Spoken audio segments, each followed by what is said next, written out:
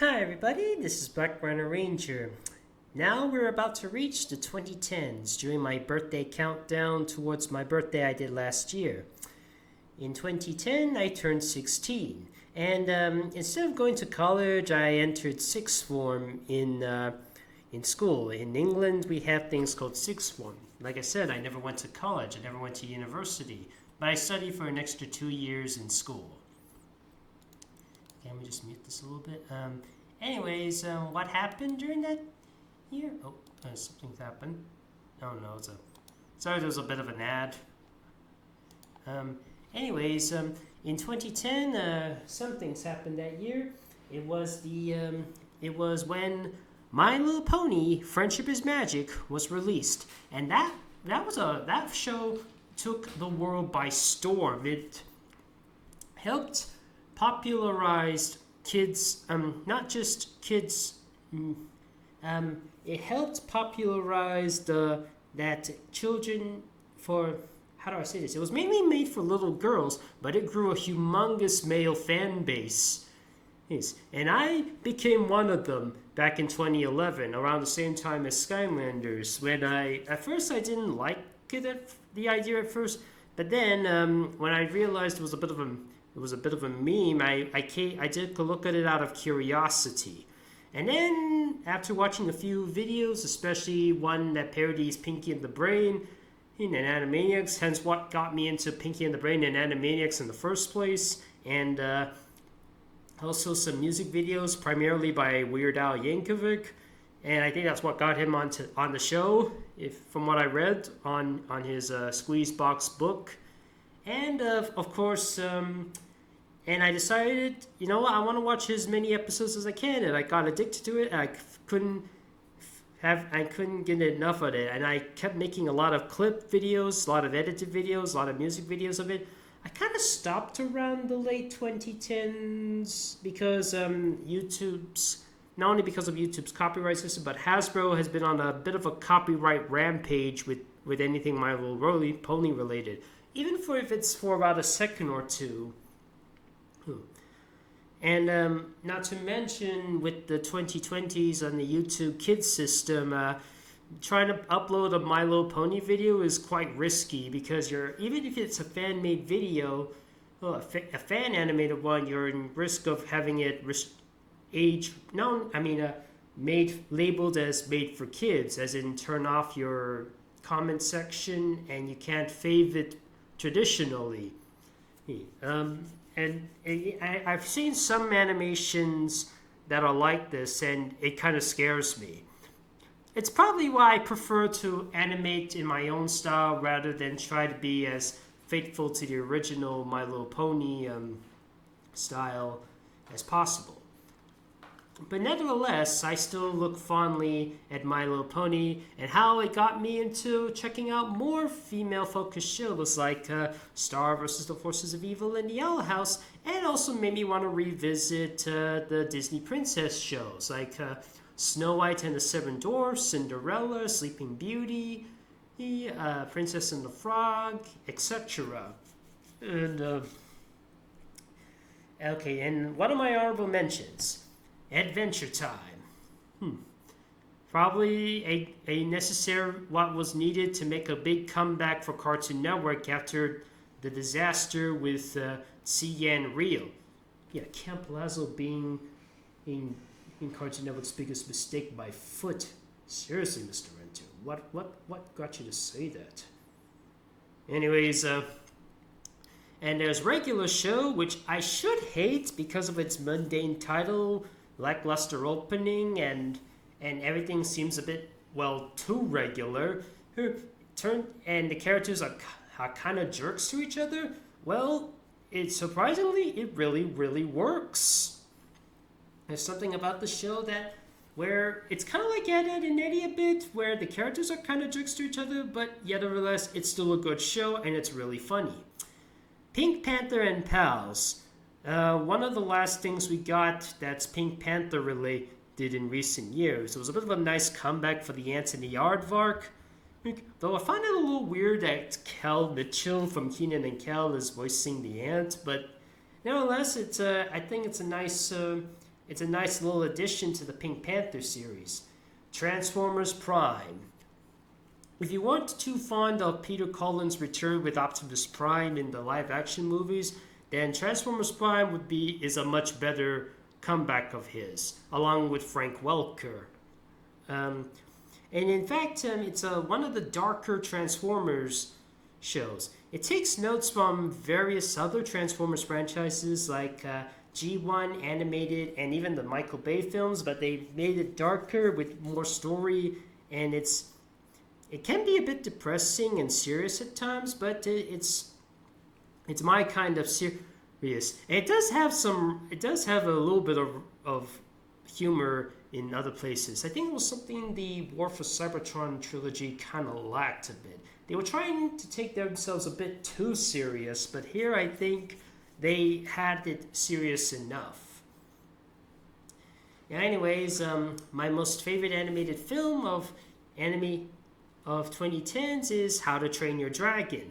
It's a show directed by Lilo and Stitch creator Chris Sanders, and it features... Now, on the surface, it may seem like the typical cliche of hiding the pet, the geeky dweeb who becomes the hero, modern day talk in a fantasy world and stuff like that, but they do twist it a bit, and they do add in some extra surprises, and they pace it a bit. I doubt the live-action remake, which is coming this year, is going to capture that magnificently. I think Lilo and Stitch has a better chance of being successful than How to Train Your Dragon. And one of my honorable mentions of that year, it is Despicable Me, perhaps the best of the Illumination movies, along with, besides the Super Mario Brothers movie, which I will get to in a moment. Megamind, a nice little DreamWorks attempt of making the villain become the hero, by making a hero become the villain. Some people were demanding a sequel, but even then, the sequel was really, really not baked very well. I was like thinking to myself, yeah, maybe they should have not bothered with a sequel. Actually, there was a sequel before called The Button of Doom. That one I think was a better sequel than the other one we're talking about. Seriously, Old Chum. I mean, I understand Spirit from She-Ra, Princess of Power, had to be renamed to Horsey in She-Ra and the Princesses of Power. But then he would later be permanently changed to Swiftwind, which, unlike the original, where he can sometimes become Swiftwind, but doesn't have to stay as Swiftwind. But in the remake, he stays Swiftwind. And there was also, and funny enough, another DreamWorks-related name change, but it was not a DreamWorks character. It was a Nickelodeon character because of a DreamWorks character. Mads Cricket from Pink Goat Banana Cricket. He had to be renamed to Cricket instead of Mantis because of Mantis from Kung Fu Panda, which Legends of Awesomeness was airing on Nickelodeon at the time. Just to be all confusing and stuff. Look up the history of Minion to Old Chum, and Mantis to Cricket, and Spirit to Swiftwind. Spirit to Horsey, and later Swiftwind, if you're interested. Also, the Minion Old Chum thing is because, Universal owns both DreamWorks and Illumination. That's why. It's a rare thing, but it's kind of understandable. Tangled. A much better fairy tale take on CGI than Chicken Little, but I heard it's the most expensive animated film to date. Well, I still kind of prefer The Princess and the Frog more. I thought Tangled was a nice thing, little addition. Toy Story 3, a seemingly perfect way to end this Toy Story trilogy, but then Toy Story 4 came in, but it might be my most favorite of the entire Toy Story trilogy. I don't know, I need to go back and forth to see which one is my most favorite, but nevertheless, I still enjoy Toy Story 3 relatively super well. And finally, there's the video games. My most favorite of that year is Transformers: War for Cybertron. I think this is what kickstarted my love for shooter games. In fact, when I was playing multiplayer on Transformers, I was addicted. I couldn't stop playing the game. I kept playing and playing, and I got to play as other Transformers there. You get to play as Optimus, Bumblebee, and Ironhide as shooters. Get to play as Megatron, Brawl, and also shooters. I think this is a really good This is probably one of, if not the best Transformers games in a very long time, and I wish they could do more with it. I mean, as the sequel is great too, but the original is in my opinion the best. And I wish Hasbro could ask other studios to try and make another War for Cybertron like game. I'm thinking they should do a Beast Wars one because there's a lot of potential you can do with it. Or maybe they're just too focused on trying to make Transformers as kid-friendly as possible. And the recent video games I've heard are a bit lackluster. And one of my honorable mentions that year, it is Halo Reach. Perhaps my most favorite thing Halo related. I was highly addicted. This was probably my most favorite of the first-person shooter games. I was addicted to it more so than Call of Duty, and I think it has the perfect way of customization. Halo 4 was also pretty nice, but the customization in Reach was a lot better. Toy Story 3, made by the same people who would later make Disney Infinity. I got the PS3 version, so you get to play as Emperor Zurg.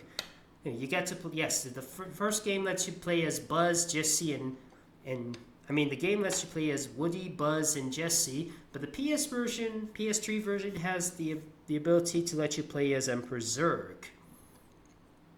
And how come he wasn't playable in Disney Infinity? And then there's Marvel vs. Capcom 3, The Fate of Two Worlds. In my opinion, the last decent Marvel vs. Capcom game. The Infinite one was a bit, lackluster to say the least. But I found, I'm sure the roster was a bit shorter than Marvel vs. Capcom 2, but it was kind of nice to play as Deadpool and She-Hulk. And Rock Band 3. Now, that was when my interest in music got expanded. Having to play more games that are not so play more songs that are not so kid-friendly, but you can still also import the Lego Rock Band songs onto Rock Band 3. Maybe I should have got my hands on Rock Band 4 because it allows you to play the song My Own Eyes by Weird Al, but never mind. And I think that's too late now. I think the servers are gone. Is that going to be a Rock Band 5? I don't know. So yeah, that's what happened in... So anyways, without further ado, those are my favorites of 2010. Let's see how the short goes. So here I am reading as usual, and here's Pinkie Pie with a party cannon, and she shoots a letter right into my face, and I only have one bird. I took it off and I read, and the person who sent me the letter is from Chiari-chan. I don't know how to pronounce. Sorry if I mispronounce it. And say, what are your thoughts on some Skylanders? And I said to them that some of my most favorite from each of the games and each of the different groups are Trigger Happy, Ninjini, Megacharge, Snapshot, Smash Hit, and Tri-Tip. Those are my most favorite. And over here is the Grunkle, or Meatlug, which is one of the Fish Legs' pet dragon. And he brings in a little toaster. I got the toaster idea from the Timon and Pumbaa music video of Stand By Me, where a toaster lands on Pumbaa. And it pops out some toast, and the toast puts in his favorite film of 2010 is Harry Potter and the Deathly Hallows Part 1. The fonts I used here is what the Harry Potter font. And I drew Ron and Harry over here based on their Potter Puppet Pals, those counterparts. It was something I was addicted to back in the late 2010s, late 2000s to early 2010s. And over here is Warpath from War for Cybertron. And it's another bit of a lazy animation as I tweened it and I shrunk. As you can see, this little bit here is growing and these beings are being shrunk and stuff. Yeah, it's a bit of laziness, but that was a little bit effective. Maybe I should have done a faster, but never mind. And Black Rhino Ranger's getting a present shot in his face again. And what happened? These two characters, Leafy and I think his Pinny or Pinpointy, I think. And they're from a show called Battle for Dream Island, which I thought was like at first I thought it was like Mr. Men mixed with Timbuktu, but with objects instead of animals or other things. But people have been telling me it's more like total drama with objects. I was thinking to myself, did anybody do a total drama but with animals? Because I feel like I want to do a total drama with animals, if that's okay with you guys. So yeah, that's my thing with the 2010s. Now we come to 2011, and I think you know exactly what happened when 2011 happened, because let's just say that year was quite revolutionary, for me at least. Hope you enjoyed this video.